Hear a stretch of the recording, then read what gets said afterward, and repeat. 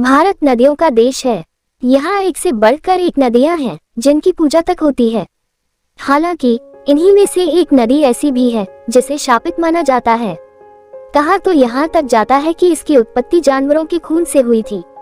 वहीं कुछ कहानियों में कहा जाता है कि एक बार इस नदी को राजा रंतिदेव ने बलि देकर जानवरों के खून से भर दिया था। जबकि कुछ पौराणिक कथाओं में कहा जाता है कि इस नदी को महाभारत की द्रौपदी द्वारा श्राप मिला है, जिसकी वजह से आज भी कुछ लोग इस नदी को शापित मानते हैं। जानवरों के खून वाला मामला क्या है?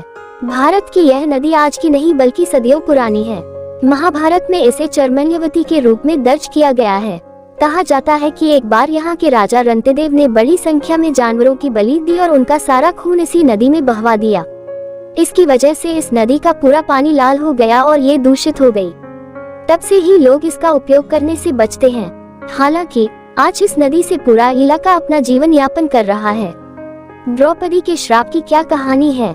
इस नदी को देश की पवित्र नदियों में शामिल नहीं किया गया है।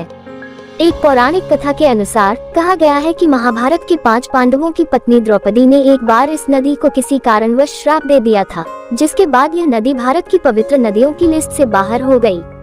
आज इस नदी के पानी का लोग भले ही उपयोग करते हैं, लेकिन कोई इसे पूछता नहीं है। इसे क्यों कहा जाता है बागियों की नदी? जिस नदी की बात हम कर रहे हैं वो है भारत के उत्तर प्रदेश के चंबल में। इस नदी को बागियों की नदी भी कहा जाता है। दरअसल कहा जाता है कि इस नदी का पानी जिसने पी लिया वो बागी हो जाता है। आपको मालूम ही होगा कि चंबल वो इलाका है जो कभी बागियों से भरा रहता था।